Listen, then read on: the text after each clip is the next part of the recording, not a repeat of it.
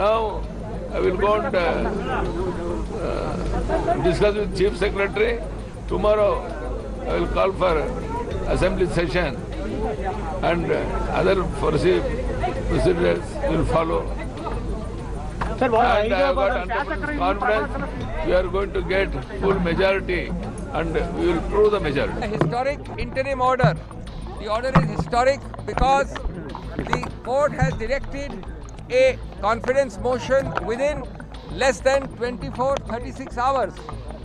The confidence motion is subject to many safeguards. Members of the Anglo-Indian community cannot be nominated.